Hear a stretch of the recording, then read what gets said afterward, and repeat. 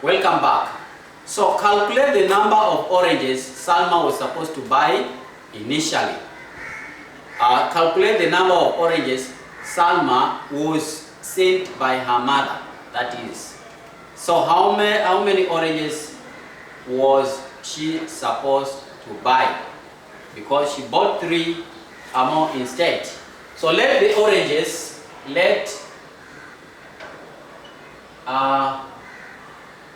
the oranges she was sent be x. So Salma bought how many? Salma bought the x she was sent plus 3 more. She was sent 3 more. She bought 3 more oranges. Aisha bought how many oranges? Aisha bought, she was supposed to buy the same number as those were sent by Salma was sent. That means it is x, but she bought 4 less.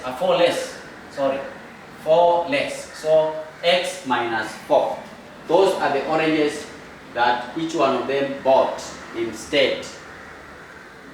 Now, we are also told that a half of those oranges bought by Salma and a third of those oranges bought by Aisha was 6 in total. Half of the oranges bought by Salma, half of them, so it is x plus 3 divided by 2, half, plus a third of those oranges bought by Aisha, which is x minus 4 over 3, a third. Now this totals to 6 oranges. So an equation has been formed, which you can now solve it with all the methods that we have already been taught. So in this equation we can remove the denominators by multiplying each one of those fractions with the LCM of their denominators. The LCM of 2 and 3. LCM of 2 and 3. So LCM of 2 and 3, if we multiply the LCM of 2 and 3, that means it is going to be x plus 3 over 2. We are going to multiply this one by 6. The LCM of 2 and 3 is 6. Then plus x minus 4 over 3. We multiply this one by the LCM of the 2, which is 6, is equal to 6. We multiply by the LCM 6. So that will remove the denominator. That will remove the denominator. The brackets are supposed to be maintained so that they will give us the mathematical symbol which is inside. If a minus is outside the bracket, then it will change. A minus is outside the bracket and another minus is inside the bracket. Or if a minus is outside the bracket, it will always change the symbol, the mathematical symbol which is inside the bracket. So that bracket should be maintained so that you see by integer how will those symbols change. So if we cancel, we get 3.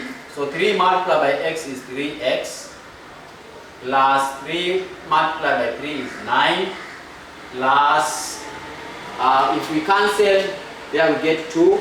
So plus 2. Plus 2 multiplied by positive x. That is going to be positive 2x. Then plus 2 multiplied by negative 4. That gives us negative 8. That is going to be equal to 36. 36 can be seen from there. So 3x plus 9 plus 2x minus 8 is equal to 36. So we can collect the like terms. 3x and 2x is those are like terms, so they make 5x. 3x plus 2x will make 5x. 9 plus 9 minus 8, that gives us plus 1. So this is going to be equal to 36. 36. So then collecting more like terms, this one will go the other side. So we have 5x is equal to 36 minus 1. That is 35. 36 minus 1 is 35. So in other words, we will have 5x is equal to 35. So divide by 5. Divide by 5.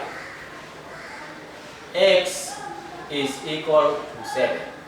7 oranges. That means the oranges that Salma was sent by her mother were 7 oranges. But instead she bought 3 more. The oranges that Aisha was sent were 7 oranges. But instead she bought 4 less. So we get the value for x in that manner. And this is how we calculate the linear equation for one unknown, a word equation that appears in our day-to-day life. Now, there are some linear equations involving two unknowns. And remember, many problems involve finding values of 2 or more unknowns. This is also a life experience. These are often linked to via a number of linear equations. I want you to look at this example. The sum of two numbers is 89 and their difference is 33. This is a life experience. You are told that the sum of two numbers is 89 and the difference is 33. So how do we calculate to get the numbers? Somebody may tell you that the sum of my cows and goats is 89. Their difference of those cows and goats is 33. So how do you get the number of the goats and cows? We need to create or form an equation. And this equation now is like it is telling us that there are two unknowns in this case.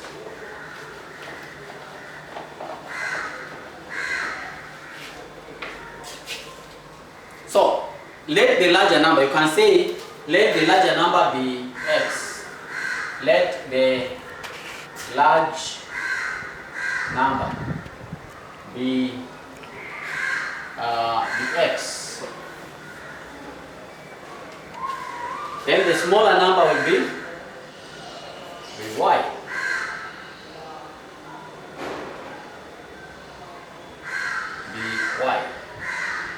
So if you are told the sum of the two numbers, of course you will take the larger number, which is x, you add it to the smaller number, y. This one is going to give you 89, the sum of those two numbers. You take the bigger one plus the smaller one, you get their sum. And that sum is going to give you 89. But again, you are told their difference is 33. So you take the bigger number, you cannot take the smaller number, subtract the bigger one. In this case, it will give you a negative. But you are taking the bigger number, which is x, you subtract the smaller one, that will give us 33. Don't you see we have created an equation of two unknowns? That is an equation of two unknowns, where we have first equation, and then we have the second equation. And we need to solve this equation at the same time to get the value of y and to get the value of x. And therefore, such equations are called simultaneous equations. Simultaneous equations are equations that are solved to get the values of the two unknowns at the same time. Since we are looking for the values of the x and y in this case, that make both equations true. at the same time, simultaneously. So we solving a simultaneous equation has two methods. We are going to look at the first method, and we are going to take this example. So the first method is by elimination method. We eliminate one of the unknown. Eliminate one of the unknown. And then we remain with the other unknown. How do we eliminate one unknown? For example, here we have an x as the unknown, a y as the unknown on both equations. But we are supposed to eliminate one of the unknown. For example, if we want to eliminate the x, how do we eliminate it? We will multiply the first case by a number, by a certain number, so that the coefficient of the x becomes the same as the coefficient of the x again in the second equation. The coefficient of x in the first equation should be the same as the coefficient of x in the second equation. So in this case, what number should we multiply? I think 1 will give us the right value. If you multiply x by 1, becomes x, the second one. If you multiply x by 1 again, it also becomes x. So they remain x, x plus y multiplied by 1 remains 1, y is equal to 89. And the other one also becomes x minus y is equal to 33. So in other words, our equation remains that way, and it is a simultaneous equation. We can solve it at the same time. So look at how we eliminate the x. So it becomes x plus y is equal to 89, and x minus y is equal to 33. So we subtract. In our case here, we are saying that 89 is bigger than 33. So we can take the first equation, the upper equation, subtract the lower equation. Subtract the equation. So x from the first equation, subtract x in the second equation. X subtract x, that is 0. Then plus y in the first equation, subtract minus y in the second equation. That is plus y, we subtract, that is minus, minus another y in the second equation. Minus and minus is plus. So plus 2y. Then 89 subtract 33. That gives us 56. In other words, we can divide both sides by 2. Divide by 2. Divide by 2. Y will give us, y will be the same as 28. So the value of y is 28. What is the value of x? What is the value of x? So we go back in one of those equations up there. We have selected the second equation. X minus y is equal to 33, where y is 28. So we can have x minus 28 is equal to 33. Yes, 33. So in other words, if y is 28 and we are subtracting it, can go the other side so that it adds up there.